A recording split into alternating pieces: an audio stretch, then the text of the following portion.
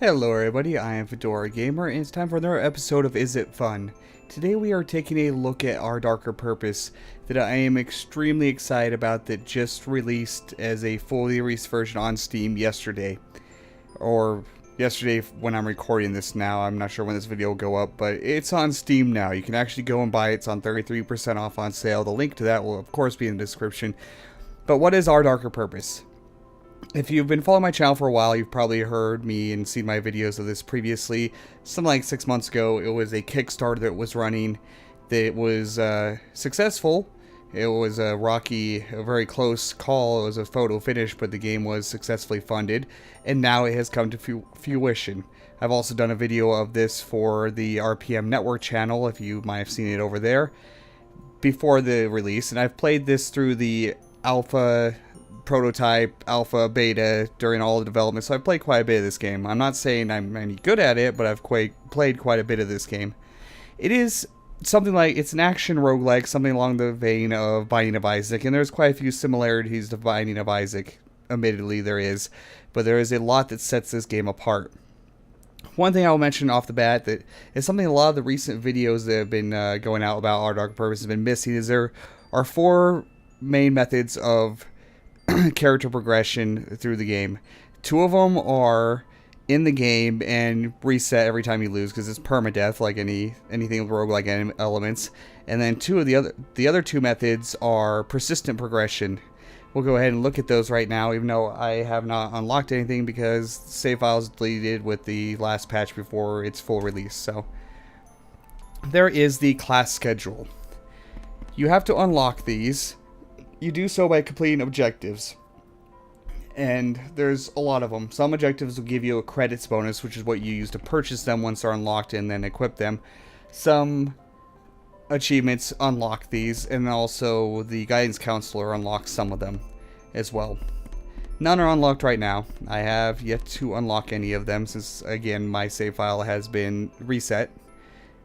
And the credits you see in the lower left of the corner there are those crystals. Those are your credits that are used to purchase these. Those are gained through completing the floors, or through some achievements will give you large boosts of credits. The second method is the guidance counselor here. The guidance counselor you give credits to, and he will give you some unlocks and upgrades periodically. Quite often you'll give stuff, and he won't give you anything. But it's not random. It's a set amount of times you have to donate to the counselor before the next tier of upgrade unlocks.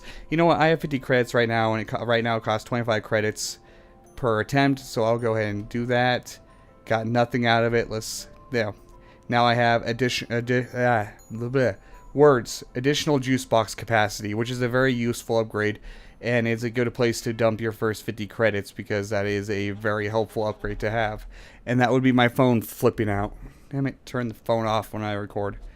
Alright, so those are the 2 persistent methods of progression in the game. Let's go ahead and get into the game. Alright, this is Our Darker Purpose. The art style is very Tim Burton-esque, which is one of the most standout features about this game, and I love the art style. It is WASD to move, space to roll, arrow keys to fire in the cardinal directions, Q to use a juice box, which I have 4 of 4 right now. If you haven't unlocked the additional maximum juice box that I got from the guidance counselor, you would have 3 of 3. E is your on-use item, which I have none right now. And R is to use chalk, which creates a cloud that does significant damage and cancels out enemy projectiles. And let's go ahead and start exploring this room. We have some spider desks. One of the early enemies, and one of the coolest enemy designs in my opinion. It's a very basic enemy, but I really like the spider desks. And then we got this bubble blowing jackass here that we will take care of quite easily. And one more spider desk to go. Alright, and he dropped a token, which is your money. Storyline wise, you're at Edgewood, the Edgewood Home for Wayward Children. It's an orphanage, think kind of old school orphanage that was also the school.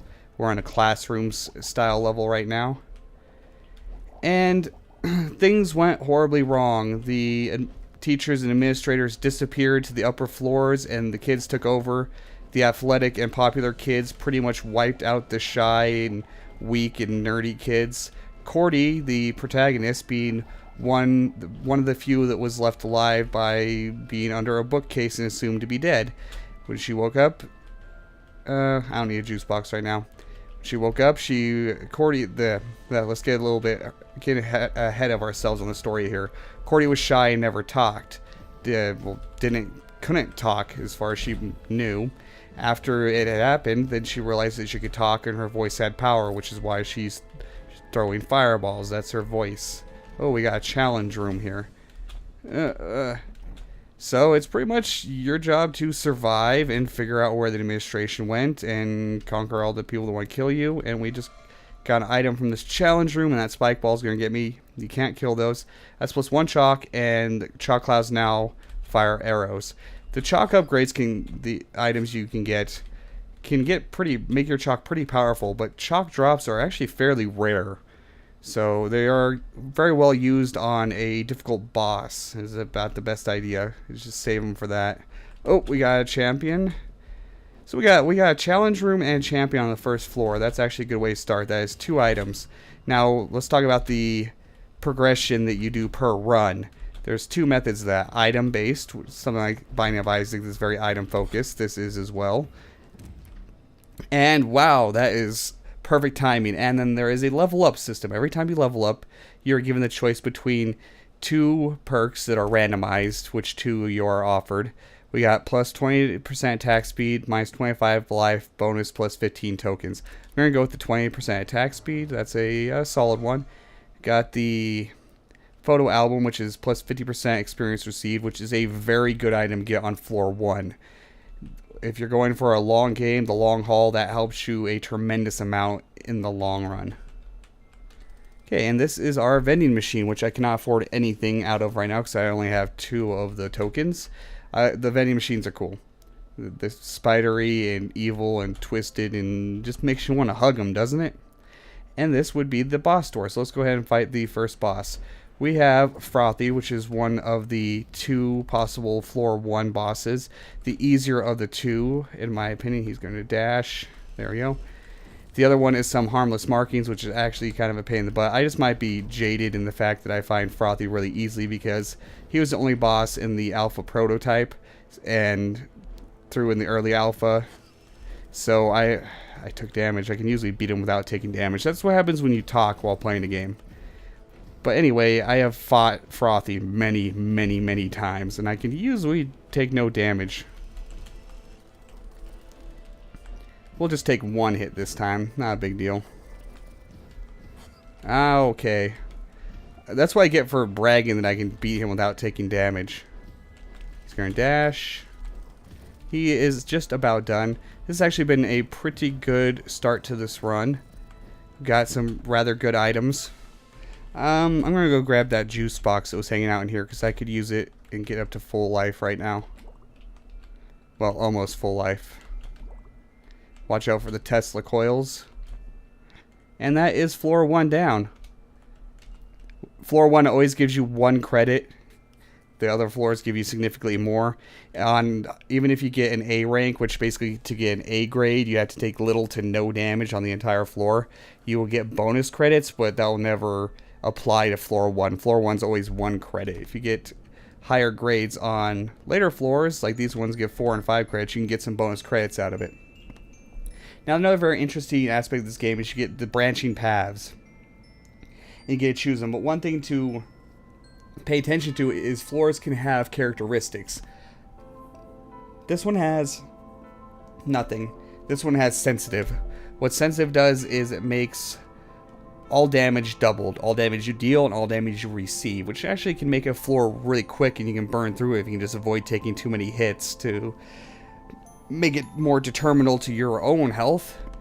We'll go ahead and go with sensitive. There's other ones like gluttonous, which increases juice box drop rate. There's what is it? There's too big, which makes it a much larger floor, which is actually a very good thing because getting ahead of the experience curve is the key to getting far in this game. A too big floor means more rooms, more experience, more chances of champions or challenge rooms, so there's more items, and items is the other main development through the game. So there's also 2 small rooms, which are very determinal to your progress, in my opinion. That's less experience, less chance of items, less everything. So 2 big is actually a really good thing. Go ahead and do the sensitive floor. Alright, we got some slimes, and we got these interesting environmental hazards slash benefits. We'll show you here. You can hit them, and they will send out shockwaves that hit enemies, but those shockwaves will also hit you. So you gotta stand back, and enemy projectiles can also activate them, so they can be pretty nasty sometimes. We have a champion in here.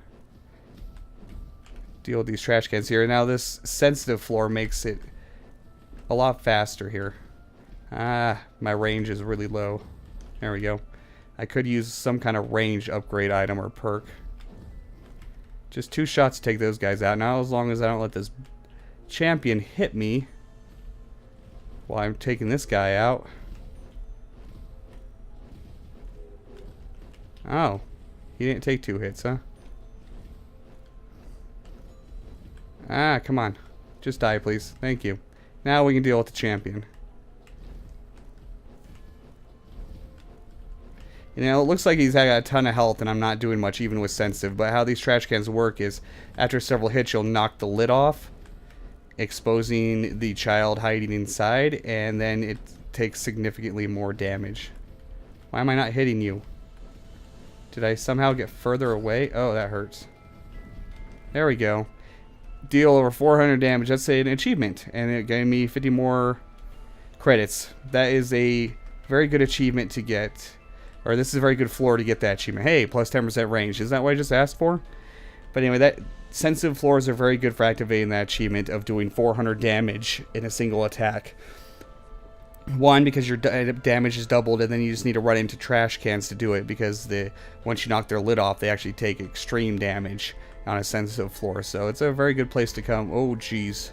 Got a firing squad in here. And then we have these girls that throw jacks. Now, a lot of people in videos are calling them tacks or nails. They are not tacks or nails. They are jacks. The kids' toy, the old-timey kids' toy. It makes sense, doesn't it? It fits the theme of, you know, children in an orphanage. It's one of their toys. Just like these are throwing wads of paper at you that hurt considerably. Okay, I'm starting to take way more damage than I should be. Ugh. But it all fits the theme, the children theme. So they are throwing jacks down on the floor. They are actually one of more of them, the most annoying enemies in my opinion. One, because those jacks restrict your mobility considerably, and 2, because they move really squirrely and they're sometimes really hard to hit. On a sensitive floor, you can just burn through them, but on a non-sensitive floor, when it takes quite a few more hits, they are a giant pain in the ass. Wish I had more tokens. This floor has actually been very stingy with the tokens. Surprisingly so. I'm not going to go to the boss yet. I always clear the floors. You want all that experience and any chance of getting an item. Here's another challenge room. Alrighty. Simple enough. Oh, fragile glassware. Well, this boss is going to burn quickly. Fragile glassware is one of a chain of items that have a very powerful effect. This one gives you max crit, which means every shot crits, which means double damage, and on a sensitive floor that means quadruple damage. But after you've taken 150 damage, the item breaks and you no longer have it. So you want to take as little damage as possible and keep a hold of that as long as you possibly can. There's also Fragile Bear and Fragile Roly-Poly that have similar, have different effects, but have the same limitation of after a certain amount of damage they break. The fragile glassware is one of the best items in the early game, really. If you can hold on to it until the Chapter 1 boss, which is a very difficult boss fight, that will be to your advantage extremely. Now I just need to take no hits on this floor because it's a sensitive floor, double damage, which means it's going to break that plate twice as fast.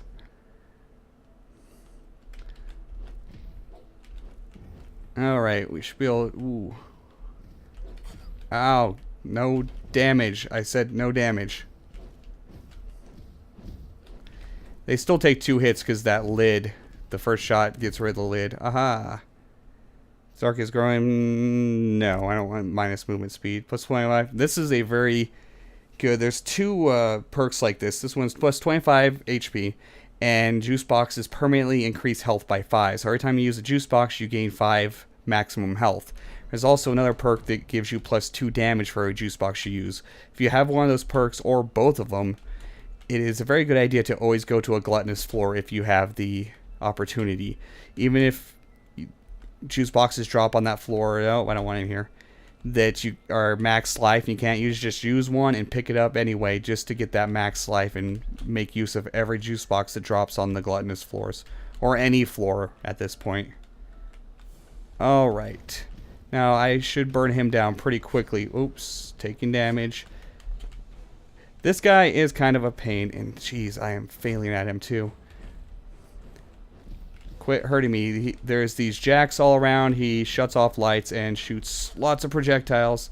So right now I just want to kill him as quickly as possible before I take more unnecessary damage. I can usually kill him when only taking a few hits, but I guess I haven't played this in quite a while. Go ahead and use a juice box. 5 credits. Now we have gluttonous and gluttonous. I'll go with the one that has more credit reward. Now this is a very good floor to have with this fragile glassware. As long as I don't lose it. I'm still critting constantly. Okay. Dodge the flying chairs here. Just watch the shadows with these ones. This fragile glassware is a huge help right now because I have not gotten any... Oh, you would do this to me, huh? This room, you gotta take damage if you want the tokens.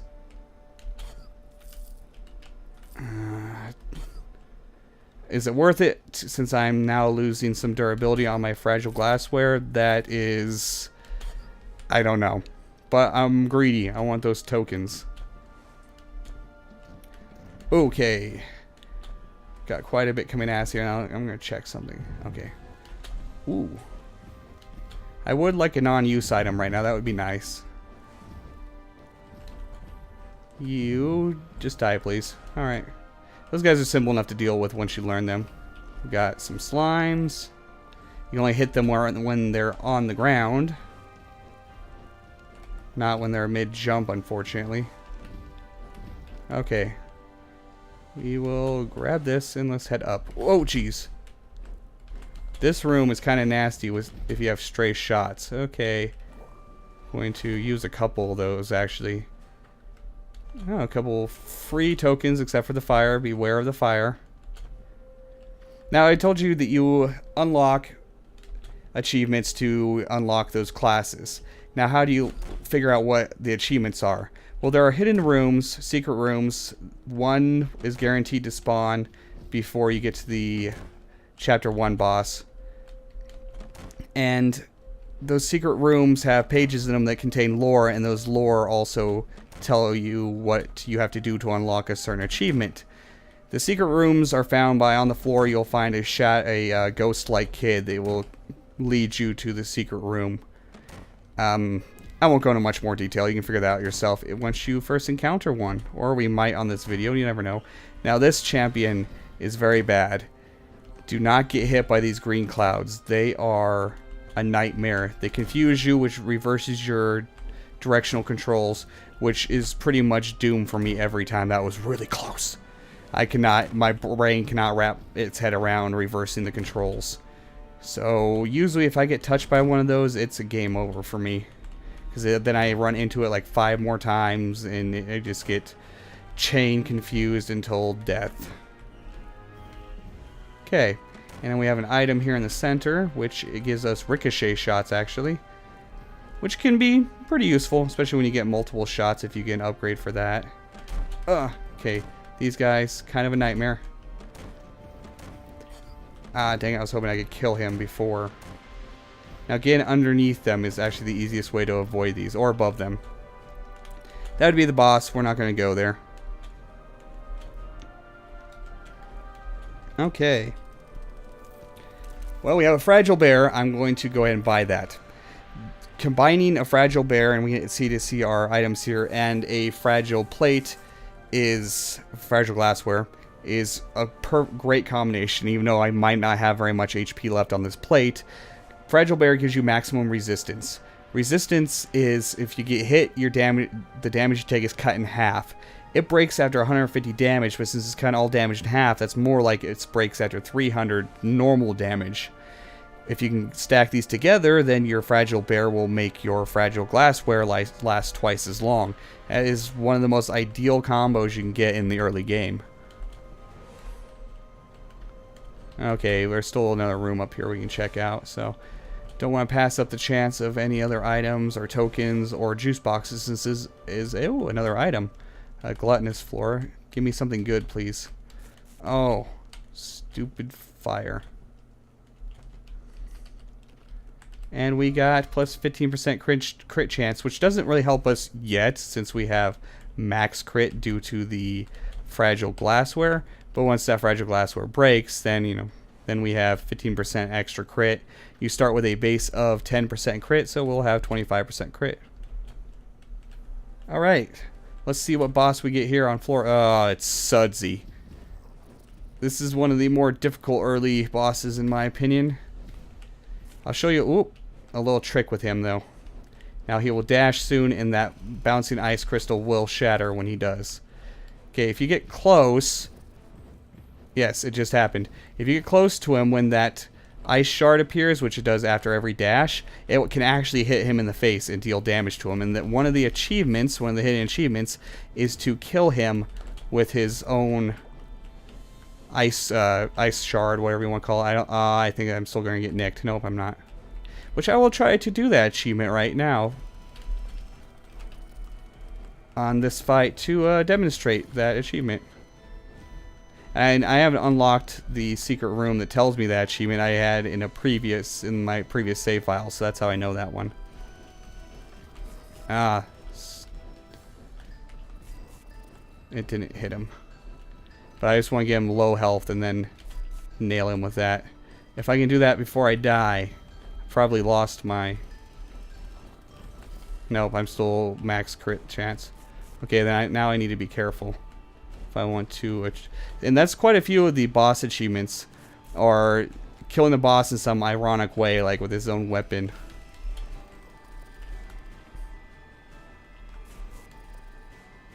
And it didn't hit him. Oh well, I can get one more hit on him. Get some life. Okay.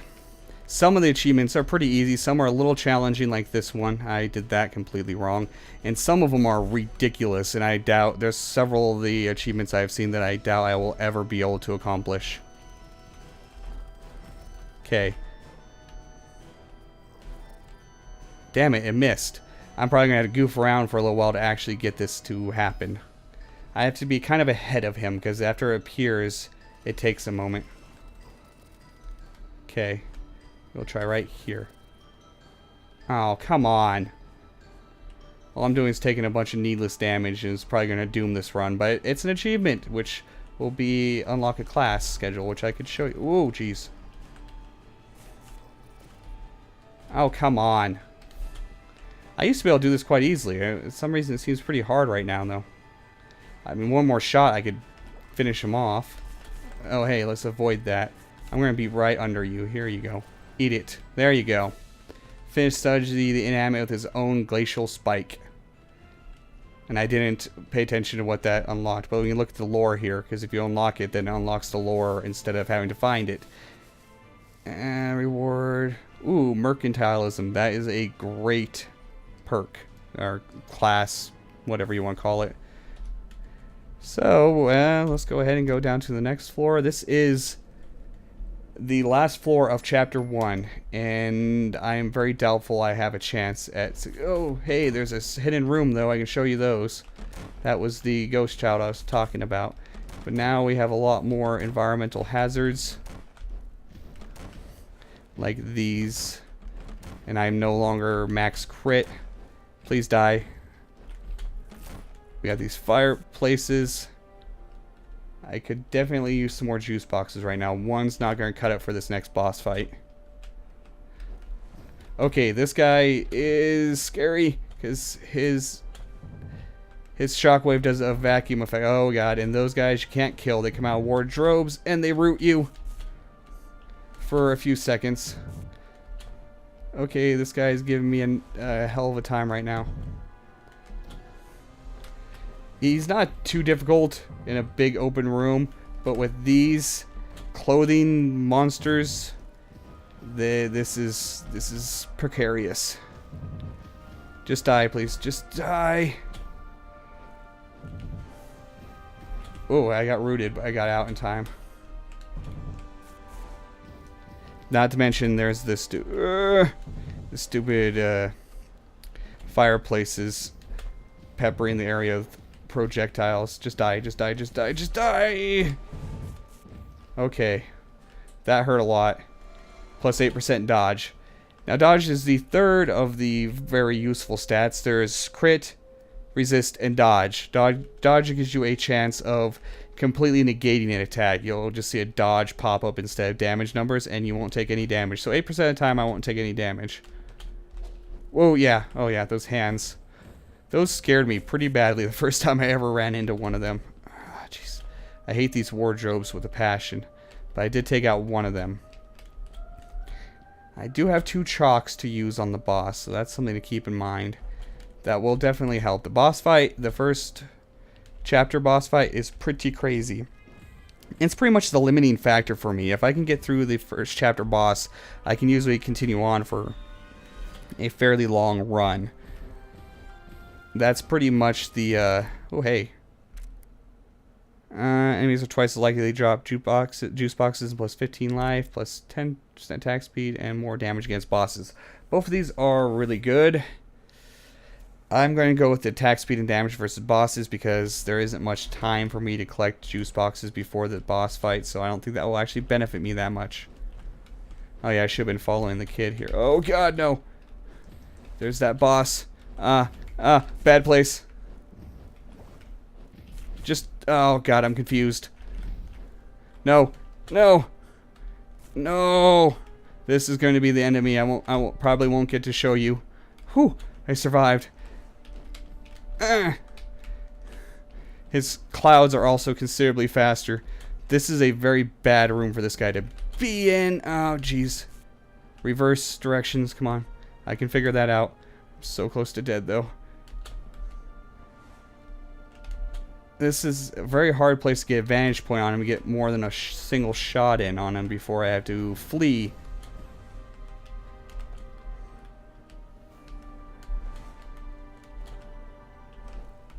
Just do this very cautiously, a few shots at a time here.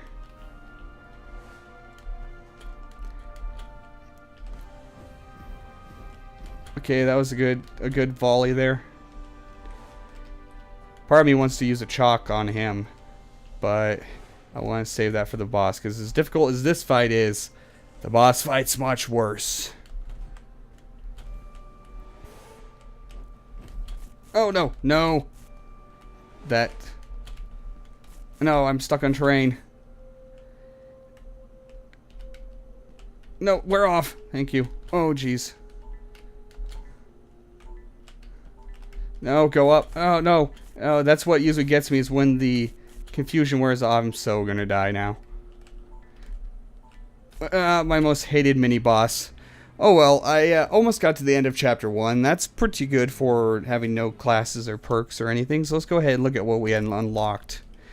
I unlocked Mercantilism. Start with 8 coins. Very useful. You can actually usually get yourself a decent item from the floor 1 vending machine. So if you get lucky and have a champion, a challenge room, and a few tokens on the floor 1 to get you to enough to get something off the vending machine, you can actually get 3 items on floor 1, which is a very good start. And this costs 25 to unlock, so we'll go ahead and do that. Let's go ahead and check out what the guidance counselor might give us. I can get nothing. Yeah, I think one more time donating, I'll unlock something else. I don't recall what though. But anyway, this has been Our Darker Purpose. I will probably do an entire Let's Play series of this game because I love this game so much. Let's do, which is a kind of a little spoiler, let's do the end recap though. Thumbs down. The only negative I have to say about this game, and it's me doing a little bit of nitpicking, is it is very easy to get stuck on some of the objects in the rooms, the terrain, the obstacles, whatever you want to call them. You can get stuck on corners and little hanging out points of them quite easily sometimes, and it does tend to happen at the most inopportune times. It's not extremely common, but it happens every now and then, and can be frustrating sometimes. Thumbs up. Everything else. Gameplay, the art style. I love the art style. One thing I forgot to mention while we were playing is the music. The music is goddamn wonderful and nails the creepy children atmosphere perfectly. The music is done by FedoraG4mer, which is an amazing composer, and you can actually go and buy the Our Darker Purpose soundtrack on his Bandcamp page, natefenwicksmith.bandcamp.com. You should check it out. Very awesome soundtrack. And everything about this game, it's wonderful. It's on Steam. It's 33% off now on launch sale. Go get it. Link will be in the description. I've been FedoraGamer. If you like this video, please like, comment, and subscribe, and I'll see you guys next time.